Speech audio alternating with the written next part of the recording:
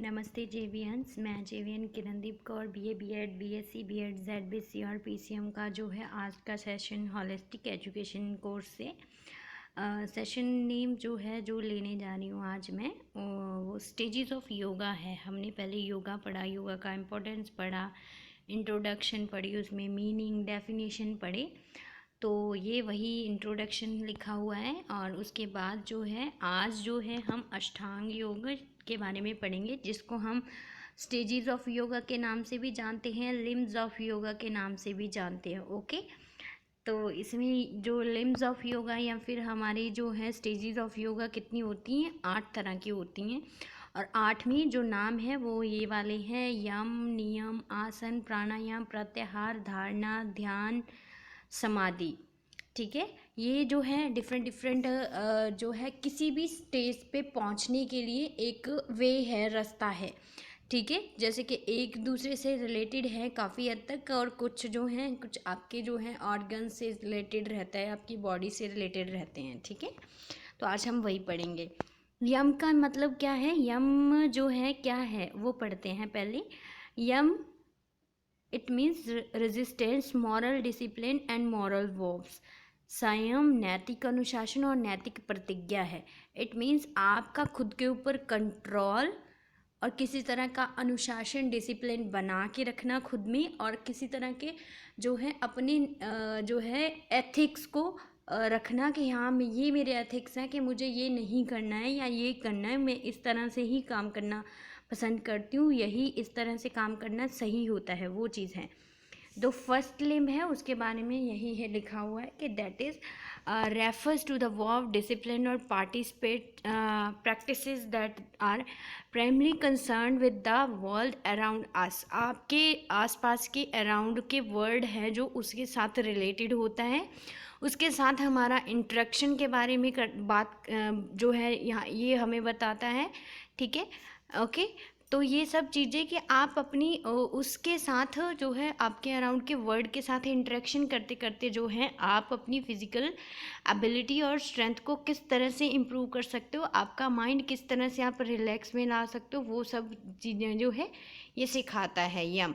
ठीक है, आपको जो है ऑन द टाइम किस तरह से होना है किसी भी काम के लिए, तो वो सब चीज़ें आपको सिखाता है कि आपका मन कह रहा है आज नहीं काम करना, तो उस चीज़ को आपने किस तरह से कंट्रोल करना है, वो चीज़ ये सिखाता है।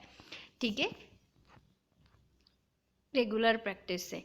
तो नियम है पॉजिटिव ड्यूटीज़ और ऑब्जर्वेशन, सकारात्मक कर्तव्य और अवलोकन। इट मीन्स जो है आपके limb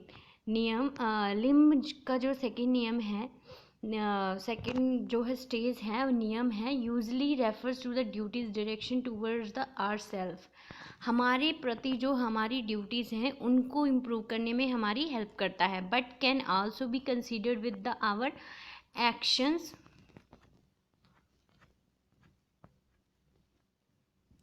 with actions toward the outside the world. That prefix in is a Sanskrit verb which means inward.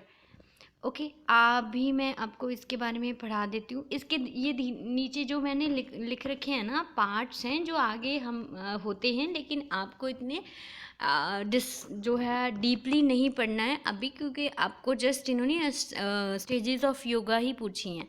ठीक है, तो दूसरा अंक क्या सिखाता है हमें? नियम आमतौर पे पर स्वयं के प्रति निर्देशित कर्तव्यों को संदर्भित करता है, लेकिन बाहरी दुनिया के प्रति हमारे कार्य के साथ भी विचार किया जा सकता है। लाइक कि आप जो कर रहे हो वो कितना पॉजिटिव है, दूसरों के लिए कितना अच्छा है, आप जो कर रहे हो दूसरों के लिए कितना वो अच्छा इफेक्ट डाल रहा है, तो वो चीज़ों को भी हम इसमें जानते हैं।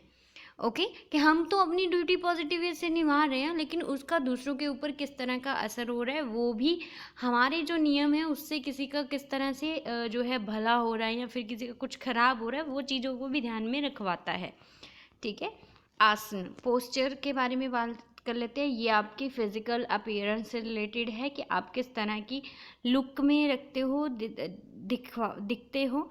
योर जो है physical aspect of the yoga is the third step of path to the freedom. If we are being honest and towards the asana where does not refer the ability to perform or handstand or the essentially impressive back bend, it means sit specifically the seat you would take for the practice of meditation.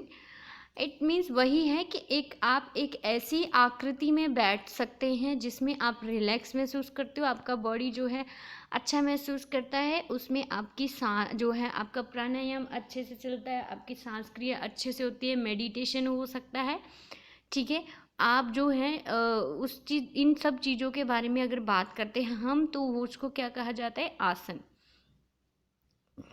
Okay, प्राणायाम आपकी breathing से related होता है, जिससे क्या है आप अपना stress release कर सकते हो, आप अपने जो है बॉडी की जो है ब्रीदिंग एक्सरसाइज है उसको अच्छा कर सकते हो। The words prana refers to the energy और life sources. It can be use to describe the very sense that keeps us alive and well as well as energy to universe around us. Prana is often described the breath by working. Do you know कि जब आपको सांस आना बंद हो जाएगा तो आप मर सकते हो, राइट? तो वही है, प्राणायाम हमें उस चीज़ का रियलाइजेशन करवाता है कि हाँ, ये सांस क्रिया आपकी बॉडी में चलती है, किस तरह से चलती है, किस तरह से वो वर्क करती है, आपको किस तरह से सांस लेना चाहिए, किस तरह से आपके ब्रीदिंग ऑर्गन्स का जो है ध्यान रखना चाहिए, वो सब चीज़ें इसमें सिखाता है। ठीक है, और किस तरह से ये आपके मैंने बताया जैसे कि आपके माइंड पे इफ़ेक्ट करता है, स्ट्रेस रिलीव करता है। ओके, रियल वे जो है रिलैक्सेशन का, मेडिटेशन का इस प्राणायाम से होके जाता है। ठीक है, तो प्राणायाम एक स्टार्टिंग स्टेज रहती है अगर आप ध्यान और समाधि की तरफ बढ़ना चाहते हो तो। ठीक है, प्रत्याहार सेंस विड्रॉल मीन्स कि आप प्रत्याहार को जो है, वैसे तो सब लोग कहते हैं कि इसका होना ज़रूरी नहीं है जो है इन 8 अष्टांग्स में, योगा आसन्स में, सॉरी योगा स्टेज में, बिकॉज ये एक सेम ही प्राणायाम से रिलेटेड ही एक पार्ट है एक तरह से। ठीक है, तो इसमें क्या करते हैं हम, जो सांस ले रहे हैं इन और जो हम छोड़ रहे हैं, इनटेक करना और जो है उसकी प्रक्रिया को हमें एहसास करवाता है। ओके, जब हम सुबह उठ के या फिर कुछ भी कर रहे हो आप जो है उस चीज़ को अपनी मेडिटेशन की प्रैक्टिस कर रहे हो, आप प्राणायाम कर रहे हो, योगा एक्सरसाइजेस कर रहे हो, तो उस टाइम में जो है आपकी सेंस किस तरह से काम कर रही है, आपकी सांस क्रिया किस तरह से काम कर रही है, आपके आसपास के जो स्मेल्स हैं, आप वेरियस कोई भी साउंड्स हैं, उन सब चीज़ों को सेंस करने जो चीज़ सिखाती है, डेट इज़ कॉल्ड प्रत्याहार। ठीक है,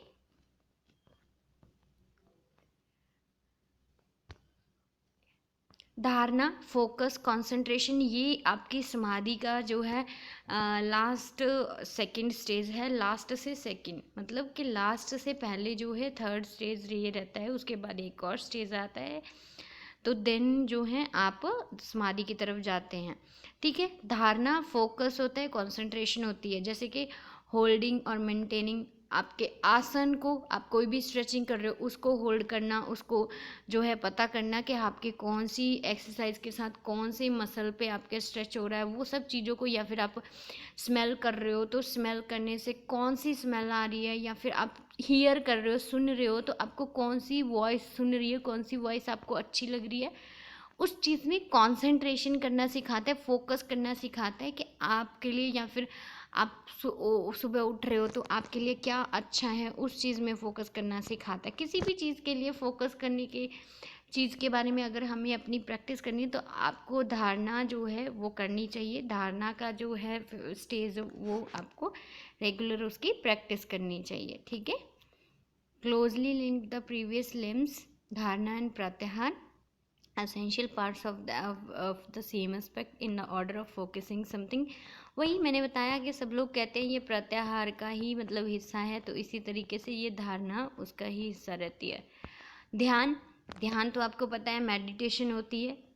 ओके, सांस का जो है आप जब फोकस करते हो ना, अपनी सबसे फर्स्ट इनिशियल जो स्टेज होती है मेडिटेशन की, आपकी खुद की सांस को महसूस करना होता है। ठीक है, मेडिटेशन में सबसे पहला स्टेज है, जैसे जैसे आप वो करोगे, काम रहोगे, फिर आप बाहर मतलब आप जो है उस सांस को सुनना बस स्टार्ट करोगे, तो उससे आपका जो है माइंड रिलैक्स हो जाता है। सो धीरे धीरे जैसे जैसे आप अपनी ये मेडिटेशन रेगुलरली ध्यान अपना लगाना शुरू करोगे, तो धीरे धीरे आप जो है एक ऐसी स्टेज पे पहुंच जाएंगे जिसको आप समाधि कहते हैं, जिसमें आपको ये भी नहीं पता चलता, मतलब कि आप दुनियादारी की चीज़ों से जो है दूर हो जाएंगे। आपको कुछ ऐसा फ़र्क नहीं पड़ेगा कि हाँ क्या आप मतलब आपके साथ कोई बुरा करके जा रहा है, आप उसको ईज़िली, मतलब आपको दुनियादारी की चीज़ों से लगाव नहीं रहेगा। आपको ये रहेगा कि आपकी बॉडी है, बस उसी के साथ ये दुनिया है। ठीक है, तो ध्यान के थ्रू आप समाधि में पहुंचते हो। ठीक है, सबसे जो है लास्ट स्टेज रहता है और इम्पॉर्टेंट स्टेज रहता है ध्यान। ध्यान ध्यान कंसंट्रेशन सबसे इम्पोर्टेंट है। तो समाधि मैंने आपको बता दिया है। ओके, नमस्ते, खुश रहिए।